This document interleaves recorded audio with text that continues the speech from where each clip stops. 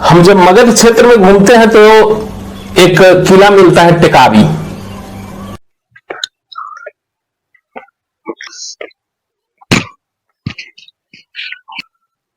अभी हम लोग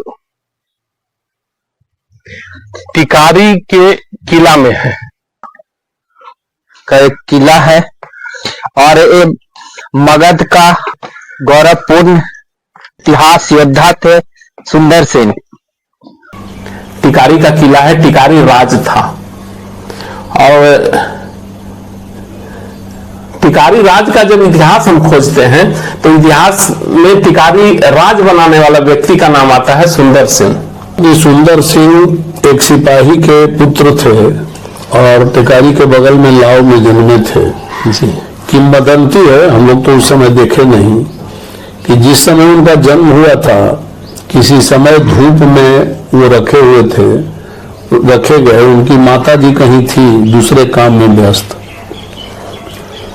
तो एक नाग जिसको कहा जाता है वो उनके सर पर छाया दे रहा था अपना फन फैलाकर।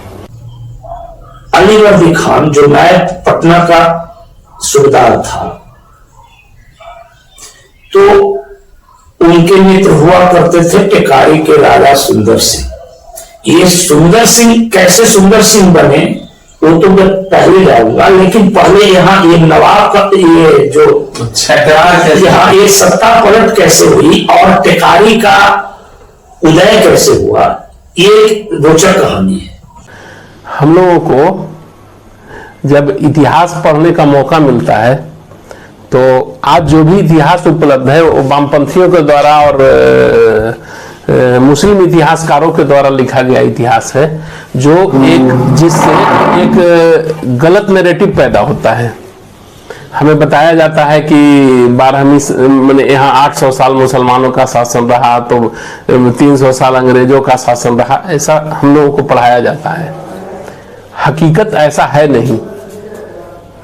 हम जिस मगध क्षेत्र से आते हैं, मगध कभी किसी के गुलामी में या कहा जाए कि कभी किसी के अधीन रहा नहीं है, न तो मगध का निशस्त्रीकरण कभी हुआ और न मगध कभी लड़ने में किसी से पीछे रहा। इतिहास साक्षी है, चाहे वो काल चाणक्य, हम जब राष्ट्र की बात करते हैं तो राष्ट्र निर्माता चाणक्य, बाद में यहाँ के इतिहासकारों ने नेपोलियन का संज्ञा देने वाला समुद्रगुप्त, इतिहासकारों ने समुद्रगुप्त को कहा है कि नेपोलियन जैसा राजा। बाद में इसी भूमि पर पुष्यमित्र शुंग हुए, हर्षवर्धन की सत्ता रही। हाँ, मध्यकाल में पाल वंश के कारण सत्ता यहाँ की कमजोर रही, जिसके कारण दिल्ली सल्तनत यानी पृथ्वीराज चौहान के हारने के बाद इस्लामी आक्रमण लगातार शुरू हुआ और 12वीं सदी होते होते बंगाल में आक्रमणकारियों की बहुतायत आई, आक्रमणों का कई दौर आया। हम जब मगध क्षेत्र में घूमते हैं तो एक किला मिलता है टिकारी। टिकारी का किला है, टिकारी राज था और टिकारी राज का जब इतिहास हम खोजते हैं तो इतिहास में टिकारी राज बनाने वाला व्यक्ति का नाम आता है सुंदर सेन। बड़ा अद्भुत व्यक्तित्व। एक सामान्य सिपाही का बेटा, सामान्य सिपाही के घर में जन्म लिया हुआ व्यक्ति इतना बड़ा कूटनीतिकार रणनीतिकार हो सकता है, ये देखने को मिलता है।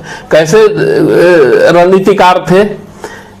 12 परगना, टिकारी राज के अधीन 12 परगना, और अभी जो झारखंड में रामगढ़ एक जिला था उस समय, रामगढ़ का क्षेत्र उन्होंने कब्जा किया था। 12 परगना के अलावे मतलब गंगा नदी से लेकर के वो हजारीबाग रामगढ़ के पहाड़ी इलाका तक के टिकारी राज के अधीन में था, इतना बड़ा राज। और उसको स्थापित करने वाले सुंदर सिंह। सुंदर सिंह व्यक्ति तो सामान्य थे। जन्म हुआ था उनका 1711 में और उन्हीं के एक विश्वस्त अंगरक्षक कहिए, एक मुसलमान अंगरक्षक के द्वारा उनकी हत्या कर दी गई। वो 1759 में कम उम्र में मारे गए। अगर नहीं मारे जाते तो और बहुत कुछ करने की क्षमता थी। हम अभी बैठे हुए हैं औरंगाबाद जिला के बंदेया गांव में। और सुंदर सिंह जब अपना निजी सेना एकत्रित किए तो उन्हें सबसे ज्यादा अगर किसी का सहयोग मिला तो अपने मगध में उनको गोतिया कहा जाता है। अपने सुंदर सिंह चूंकि आज के समय में कहिए तो जाति से भूमिहार ब्राह्मण में आते हैं, उस समय बावन कहा जाता था और उनका अपना गोत्र था द्रोणटिकार भूमिहार कहे जाते हैं। बहुतायत संख्या इस टिकारी गोह गया क्षेत्र में बहुतायत संख्या है द्रोणटिकार भूमिहारों की। और शुरुआत दौर में सभी इनके अपने सगोत्रियों ने फौज में काम किया और अपने सगोत्रियों के फौज के कारण इतना महान राज स्थापित किए। वो शुरुआत तो वहीं से होता है, अपने गोतिया लोग सहयोग किए, बड़ी संख्या में बड़े अस्त्र शस्त्र से लैस होकर के लड़ने की जहां भी जरूरत होती थी सुंदर सिंह को तो अपना सब परिवार जाकर के लड़ता था और अपने बदौलत राज स्थापित किए। चूंकि राजा तो नहीं बने, लेकिन हम अगर महाराष्ट्र का इतिहास दिखाते हैं तो पेशवा का बड़ा चर्चा आता है। पेशवा राजा तो थे नहीं, थे सेनापति थे, प्रधानमंत्री थे। उसी तरह से सुंदर सिंह प्रधानमंत्री और सेनापति थे, लेकिन जब टिकारी राज का नाम आता है तो नाम आता है सुंदर सिंह का।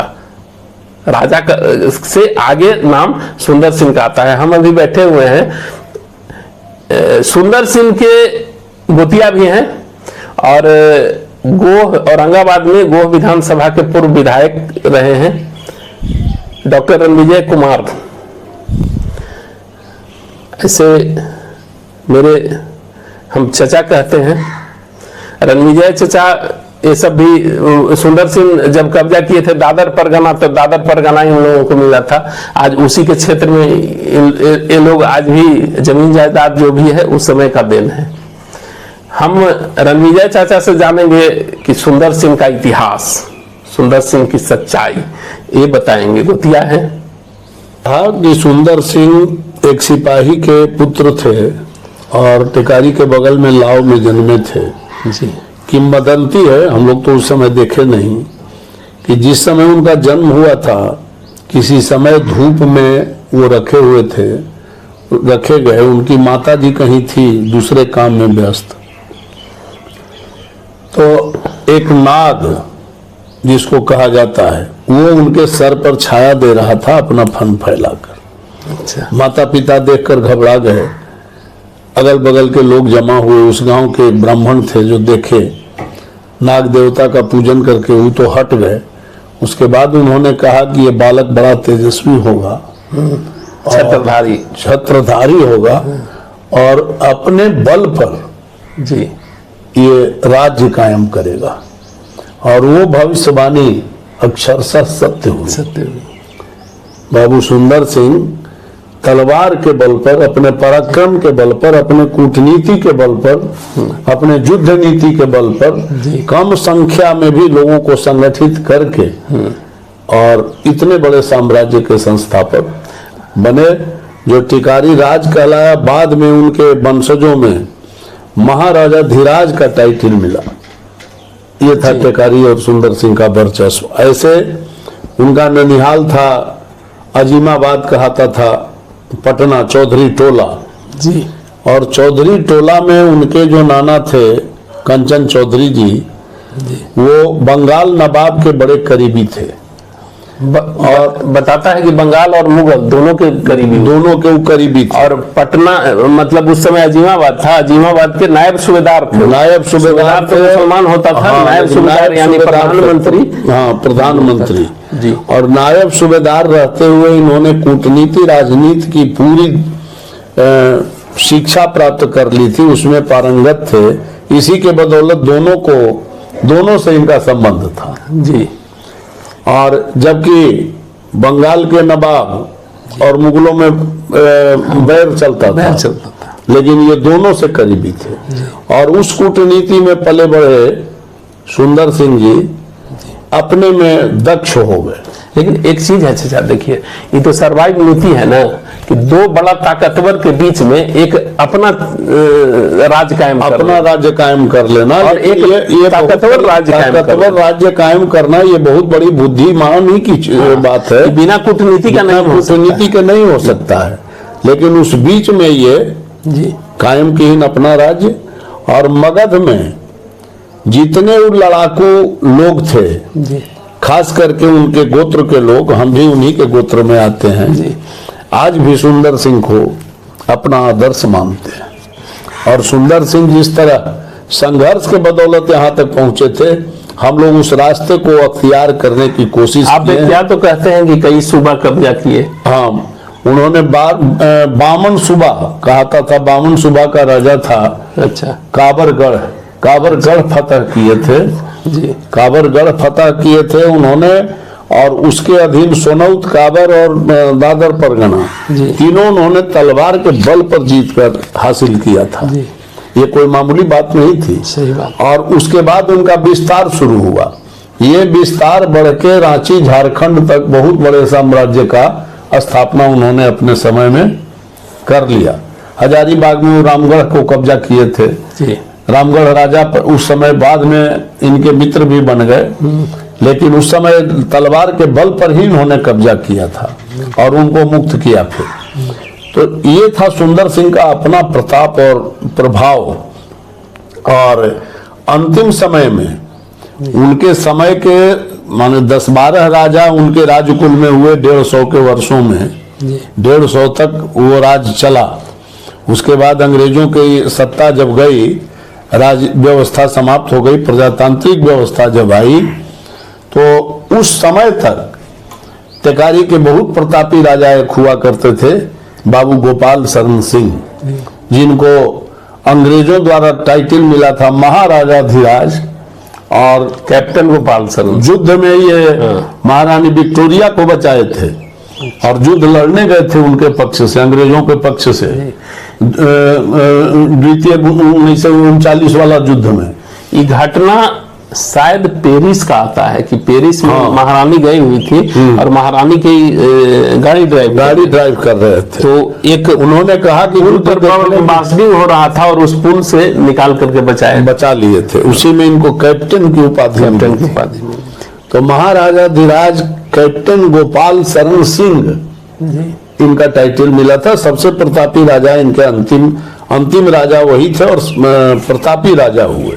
तो इस तरह इनके प्रतापी तो सुंदर सिंह खुद हुए, जिन्होंने राज स्थापना। माने इनका अंतिम जो शासन काल हुआ वो भी प्रतापी था।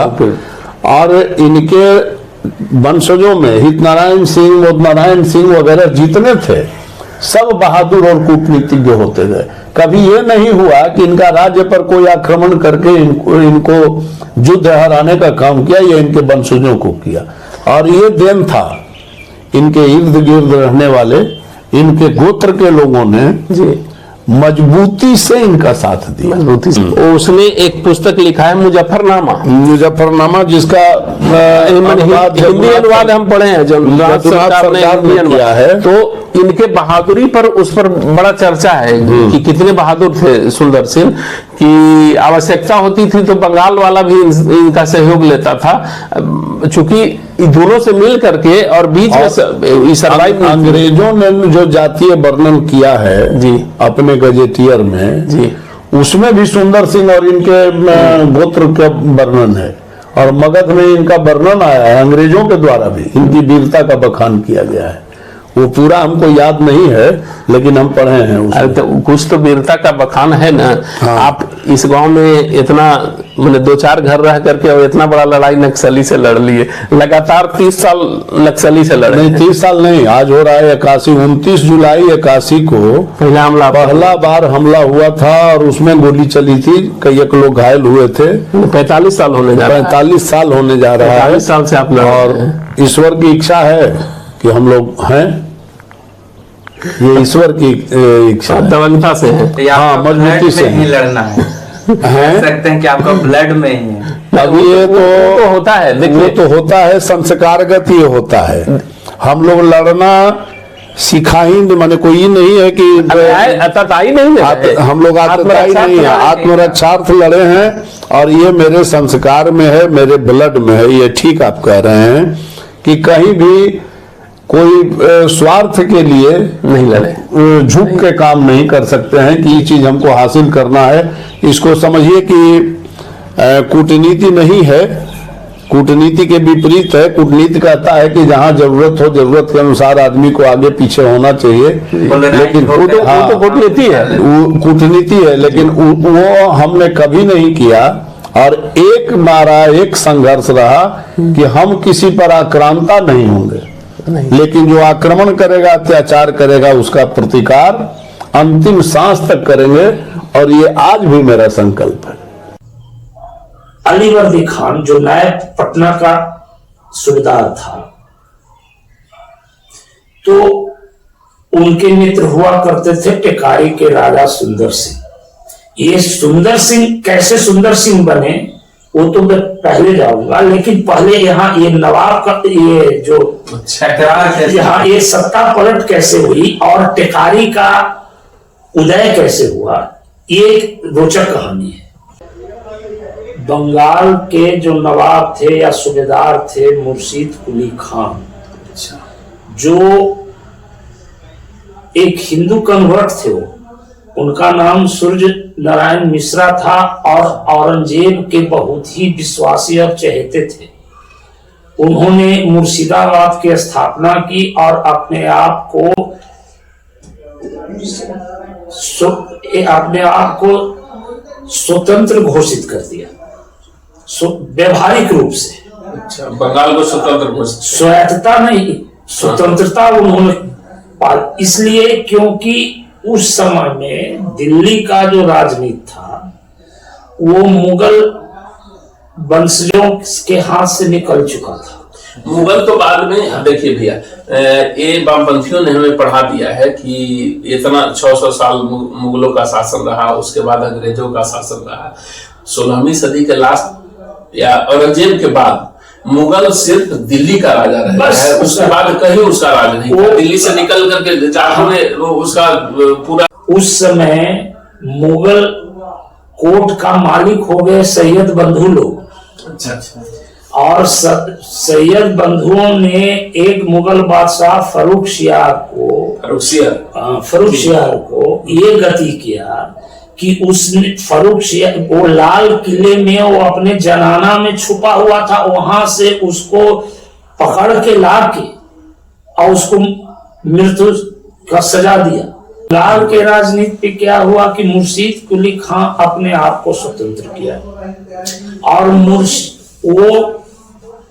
मुर्शीद कुली खान के वंशज जो हुए, तो मुर्शीद कुली खान का जो साम्राज्य था उसका एक स्तंभ था, उसका वित्तीय सलाहकार कहिए या बैंकर कहिए, उसका ये टकसाल का इजारेदार कहिए, वो था जगत सेठ। अच्छा, बड़ा नाम है जगत सेठ। जगत सेठ एक व्यक्ति नहीं था, एक संस्था थी और उसको ये उपाधि दिया गया था मुगल बादशाह, यही फर्रुख शियार। तो वो जगत सेठ के साथ, वो जगत सेठ जो था वो फाइनेंशियल बैकबोन करते हैं, जो वित्तीय रीढ़ होती है सब राज्य का, अर्थव्यवस्था नहीं, मिलिट्री व्यवस्था में। चूंकि ये मुगलों का ये परंपरा रही थी कि सूबेदार तो वो अपने मुस्लिम को ही शौक बनाते थे, क्योंकि गैर मुस्लिम को सूबेदार कोई मुस्लिम स्वीकार नहीं कर पाता था। लेकिन वो लोग इतना भी कहते कि जो चाल का जो अर्थव्यवस्था, हाँ, अर्थव्यवस्था जो हो, ट्रेजरर जी कहें चाहे नायब सूबेदार जो होता था वो हिंदू होता था। इसलिए आप देखिएगा कि बिहार के नायब सूबेदार कंचन चौधरी, राजा राम नारायण वगैरह वगैरह ये सब हुए। उसी तरह से जगत सेठ जो था वो एक ऐसी व्यापारिक संस्था थी जो ईस्ट इंडिया कंपनी से भी ज्यादा पावरफुल और ज्यादा पैसे वाली थी। उसके जो है उसका सबसे बड़ा देन जो भारतीय अर्थव्यवस्था में था वो था हुंडी सिस्टम का इजाद करना। हाँ, हुंडी सिस्टम जगत सेठ का शुरू किया, आज भी चलता है। उसने क्या, वो इसलिए वो पूरे तंत्र में वो अपने आप को इतना मजबूत कर लिया था, क्योंकि पहले बंगाल के नवाब खाना दिल्ली की तरफ जाती थी तो रास्ते में लूट लिया जाता था। लेकिन जगत सेठ परिवार ने ये इंश्योर किया कि आप मुर्शिदाबाद में हमें पर्ची दीजिए कि कितना पैसा मुगल बादशाह को भेजना है, वो दिल्ली में ही मिल जाएगा। वो दिल्ली में मिल जाएगा, ले जाने का हुंडी सिस्टम आज भी जारी है। लेटर ऑफ क्रेडिट क्या है? ये हुंडी है, क्रेडिट है, क्रेडिट है। हवाला क्या है? हुंडी है। उसी का तो जगत सेठ के साथ एक वाकया हुआ। वाकया ये हुआ कि मुर्शीद कुली खान के मरने के बाद उसका बेटा या पोता सरफराज खान गद्दी पर बैठा। अयास था वो, स्वाभाविक था। वो जो मुगलों और ये उस समय के जो नवाबों का जो स्वभाव था, कल्चर था, उसके कान में कोई बोल दिया कि जगत सेठ जो हैं उनकी बहुत बहुत खूबसूरत है। अच्छा। और सरफराज खान ने उसे निकाह किया? नहीं, उसको कहा कि दरबार में पेश करो। अच्छा। अब ये जगत सेठ चूंकि एक वो टकसाल के हक था, जितने जमींदारों से टैक्स लेना, जितने स्थानीय लीडरानों से टैक्स लेना या देना, किसका बकाया किसके पास है, किससे, उसका अपना जेल था, अपना टकसाल था। उसका टकसाल साहेबगंज तक भी था। तो चांदी का सिक्का गलाने का काम वही करता था जगत से। हाँ, टकसाल उस समय वही था। टकसाल अगर ढलाई का सिक्का का ढलाई तो उसे जो है बहुत ही अंदर से वो क्रोधित हुआ और उसने क्या किया कि वो जो है उसके जो हितैषी जितने बड़े बड़े वारलॉर्ड्स जिस समय थे, वारलॉर्ड्स जो योद्धा लोग थे मगध के, पटना के, चाहे पूरे बंगाल के, उसने ये कॉन्ट्रैक्ट किया कि उसने डिसाइड कर लिया कि सरफराज खान को हमको गद्दी से उठाना है। और वो जगत सेठ का एक पावर था कि जिस जमींदार को हटाना चाहता था या जिस राजा को हटाना चाहता था, वो नवाब से कहके या बादशाह से कहके हटा देता था, चाहे खुद भी जमींदारों को कैद करता था। लगान अगर नहीं वसूले हैं तो उसका जेल था, उसको जेल वसूली कर तो बहुत पावरफुल था। ये सरफराज खान उसकी शक्ति को पहचान न सका और उसने क्या किया कि अलीवर्दी खान जो नायब पटना का सूबेदार था, तो उसने अलीवर्दी खान को कहा कि भैया तुम, और अलीवर्दी खान भी एक बहुत ही शक्तिशाली नवाब था यहाँ पटना का, कहा कि तुम्हें मैं मुर्शिदाबाद का गद्दी दिलवा दूंगा, हमारे साथ ऐसा ऐसा हुआ है। तो अलीवर्दी खान वो अपने करीबी सुंदर सिंह, गिद्धौर के राजा और पटना से उन्होंने कुछ कर दिया मुर्शिदाबाद के लिए, युद्ध करने के लिए। और वो युद्ध हुआ गिरिया के पास। गिरिया की लड़ाई वो इतिहास में भी रहती है। गिरिया की लड़ाई, हाँ, गिरिया में भी उसका पढ़ना है। तो गिरिया की लड़ाई में सुंदर सिंह की वीरता पूरे बंगाल के लोगों के नजर में आई, क्योंकि गिरिया का युद्ध सुंदर सिंह का युद्ध था। और यहीं से ये अलीवर्दी खान सक्सेसफुल हुए और वहां मुर्शिदाबाद का गद्दी उनको उपलब्ध हुई। और यहीं से उन्होंने टिकारी राजा को खुला छूट दे दिया कि आप पूरे मगध को अपने अधीन कर ले, समझे। तो ये उस समय टिकारी के राजा थे त्रिभुवन सिंह, सुंदर सिंह के बड़े भाई। अच्छा। अब मैं टिकारी का वंशावली पूरा से परिचित नहीं हूं, लेकिन ये जानता हूं कि इसे ये लोग सुंदर सिंह 3 भाई थे। बड़े भाई त्रिभुवन सिंह राजा हुआ करते थे। अली वर्दी खान और सुंदर सिंह में दोस्ती का भी एक रोचक हिस्सा है। ये विद्रोही तेवर के थे, बाहुबली थे, तो इनको अरवल मसौढ़ा के जमींदार या राजा भरत सिंह, जिनके नाम से भरतपुरा गांव है। अच्छा, हाँ, वहाँ लाइब्रेरी वो भरतपुरा। सुंदर सिंह को मना, चूंकि युवा थे उस समय ना, उसके पहले तो ये कहानी से पहले का है कि वो उन्हें मनाने भेजे। उन्होंने कहा कि बाबू ये क्या कर रहे हो, तुम मुगल सल्तनत और ये मुर्शिदाबाद नवाब के खिलाफ तुम ये लूटपाट मारकाट कर रहे हो, इसे बंद करो। लेकिन सुंदर सिंह मानने वाले नहीं थे। सेरा मुताकरीन एक किताब है, उस समय के तत्कालीन सिरघाटी के जमींदार हुसैन, गुलाम हुसैन थे। गुलाम हुसैन का एक पुस्तक है, हाँ। जिसमें इन्हीं को सेरा मुताकरीन कहा है। हाँ, और उसका इंग्लिश में ट्रांसलेशन वॉरेन हेस्टिंग ने करवाया था। अच्छा। उसको कहते हैं रिफ्लेक्शंस ऑफ आवर टाइम्स, अच्छा, जिस पर ये उसी किताब को बेस या सोर्स मानकर अभी विलियम डैमरिम्पल ने किताब लिखी है अनारकी। अच्छा, अनारकी। हाँ, अनारकी माने अराजकता। इस एरिया में किस तरह से अराजकता था और कैसे अंग्रेज यहाँ पर आए, ईस्ट इंडिया कंपनी जो एक छोटी सी कंपनी थी, कैसे अपना साम्राज्य स्थापित किया। हाँ, तो उस समय अराजकता के समय में क्या हुआ कि अली वर्दी खान और नरहट के नवाब अली अकबर खान, पूरे परिवार, नरहट के जो नवाब थे वो राजपूत कन्वर्ट थे। अच्छा, और मुर्शीद कुली खान भी ब्राह्मण कन्वर्ट थे। अच्छा, वो मुर्शीद कुली खान औरंगजेब के खासम खास थे और उन्होंने बंगाल के सूबेदार उनको नियुक्त किया था, क्योंकि दक्षिण में वो बहुत बड़ा योगदान दिए थे मुर्शीद कुली खान।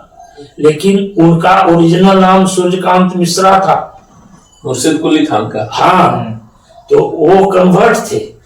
और उसी समय अली वर्दी खान पर्शियन था, सिया था। अच्छा, तो जब अली वर्दी खान सुंदर सिंह को दबोचने आए नरहट के नवाब वगैरह के साथ, तो नरहट के नवाब जो है वो अली वर्दी खान का साथ नहीं दिया, वो मगध के इलाके के नाम से ये सब एक हो गए। लेकिन उस लड़ाई में सुंदर सिंह की बहादुरी से इतना प्रभावित हुआ ये अली वर्दी खान कि कहा कि मैं नवाब से तुम्हारा जीवन माफी ले लूंगा, बशर्ते तूने राजा रामगढ़ को जो तहस नहस करके उनके संपत्ति लूटे हो, उसे कुछ उपहार स्वरूप बेगम साहिबा को पेश कर दो। मैं और इसी दौरान जो है सुंदर सिंह मुर्शिदाबाद गए। उन्होंने बेशकीमती कपड़े, बेशकीमती गहने, बेशकीमती जेवर, एक उस समय का आभूषण था चूड़ा। हाँ, बताया जाता है कि कावरगढ़ ही लूटे थे, तो उसमें बहुत सुंदर वो कंगना मिला था। वही वो बेगम को दिए थे सुंदर बाहर में। हाँ, और कुछ रामगढ़ का भी ये, कुछ रामगढ़ का लूटा हुआ है, सब दिए। सुंदर सिंह के उपहार से इतनी प्रभावित हो गई बेगम कि उनको बेटा के समान उनको ये आशीर्वाद दिया और कहा कि मैं आपको ये जो सुल्तान, ये जो नवाब सलामत हैं, उनसे मैं आपको माफी दिला दूंगा। और वहीं से अली वर्दी खान और सुंदर सिंह की दोस्ती हुई और गिरिया की लड़ाई जो हम अभी जो हाथ सुना है उसमें और पुख्ता हो गया, इतना पुख्ता हो गया और दोनों में इतनी अति विश्वास हो गया कि सुंदर टिकारी राज का एक इस समय का भाषा में प्लाटू बादशाह तो एक it was shadow of its farmer self, वो तो एक ढांचा था, खाली उनको जैसे वो चढ़ावा चढ़ा दो और जो कराना है करा, जो पैसा दिया वो उसका काम। तो उन्होंने क्या किया कि सुंदर सिंह के लिए भी खिल्लत मंगवा ली बादशाह से, और टिकारी एक स्वतंत्र स्टेट बन गया जिसका अपना निशान, अपनी पालकी, अपना ध्वज, ये सब हो गया।